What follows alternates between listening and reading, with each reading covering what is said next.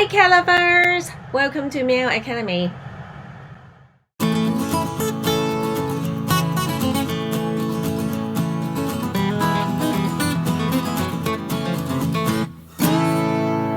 Did you know that pet care professionals around the world, including the like of RSPCA, has voiced a concern about pet separation anxiety as the world is slowly opening up after this pandemic? In this video, I'm going to share some tips with you on how to address this issue. Policies in different countries varies, so if where you are is still pretty restricted, you might want to refer to my previous video here. In that video, I share tips with you to help your cats how to cope with pandemic stress when most people are staying inside all day. But if where you are is slowly opening up, then this video is for you. First thing that you can do to help your pets is to establish a routine. Studies have shown that by having a routine is going to help with all sorts of anxiety issues, both humans and animals. Because knowing what to expect and when to expect them is going to give you a sense of predictability and sense of security. So try to keep a routine so that your cat knows when to expect attention from you. I'm pretty sure most of you guys have already have a little bit of routine going. For example, you might feed them before you go to work and then you feed them when you come back. That's very good already. But I want you to establish a routine where you pay attention to them. Interactions. So what you can do is incorporate routine playtime with them but at the same time I don't want you to make it so complicated that you find it very difficult to do. So what you can do is, for example, you're going back to work, you're going to have breakfast, and then maybe after breakfast you play with them for a couple of minutes or give them cuddles for a couple of minutes, or maybe you play with them after dinner and give them attention after dinner. So, but try to do it with some consistency. That way they know what to expect and when to expect attention from you. So we have dealt with what you can do when you are in the house. But how about when you're at work, what you can do? And there's still a couple of things you can do. For example, I have clients who have tried timers on TV so that the TV will comes on at a certain time of the day, maybe multiple times a day.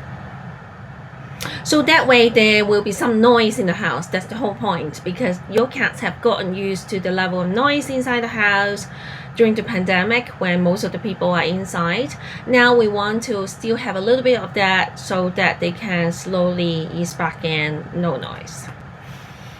If your TV can't have a timer, there are some really low-tech options as well. For example, you can have a timer into your socket and then hooked up to a radio. I have lots of clients doing that.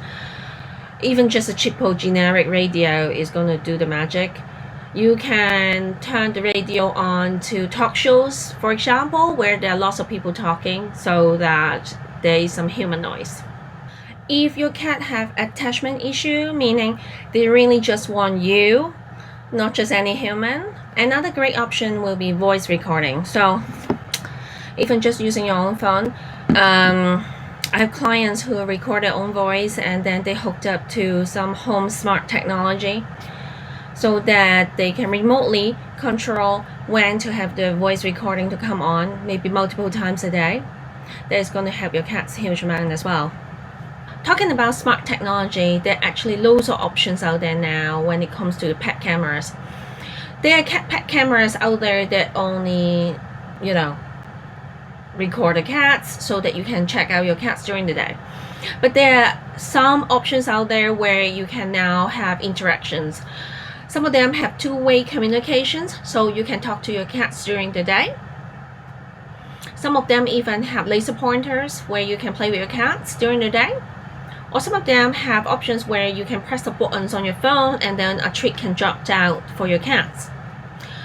So look into those options. They might be very useful to you. I'm going to link some of the examples in the description box below. The usual relaxation tips, treats, catnip, fairly ways are all very good options.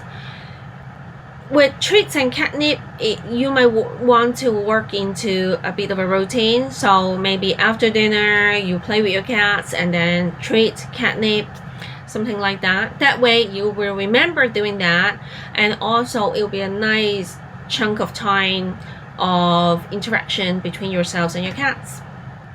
If possible, maybe look into easing back to work full time. I know a lot of people are actually asking the workplace that question now, not only for the pets but also for their own mental health, because as I said, suddenly switch back on is quite difficult. So some people might be easing back, like, work from home 2-3 times a week, and then slowly, maybe eventually going back to full time. So maybe ask your workplace if it is an option. If it is not possible at all, you can send replacement. Not to the workplace, but to your home. So what you can do is look into your area if there are cat sitting services that provide drop-in service. I know there are loads of amazing cat sitting service around the world who will do that. So you can have the cat sitter to come in during the day, maybe for half an hour, check on your cats, have some interaction, treats, things like that. That will break up the day a little bit for your cat.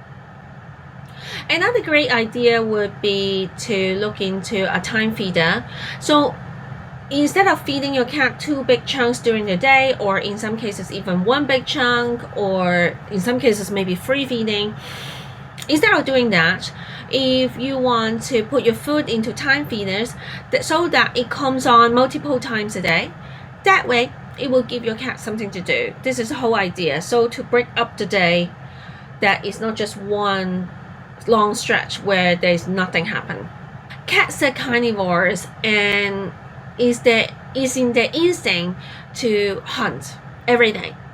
There's part entertainment, part survival. So giving them hunting opportunity is going to be a good idea, not only for this pandemic, but in general. It's going to be good for their physical and mental health, which I'm going to make into another complete video just to talk about hunting games. But now I can give you some quick tips on doing hunting games during the time when we're dealing with separation anxiety.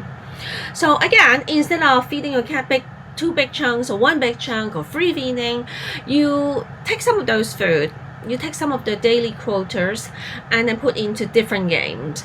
Either it's a feeding puzzles, or you hide some of your food somewhere. There are loads of DIY options and commercial options. I'm going to show you some example, like here. Toilet paper roll, kitchen rolls are good options to make all sorts of DIY games where your cats will have to work to get their food. That will keep them occupied during the day.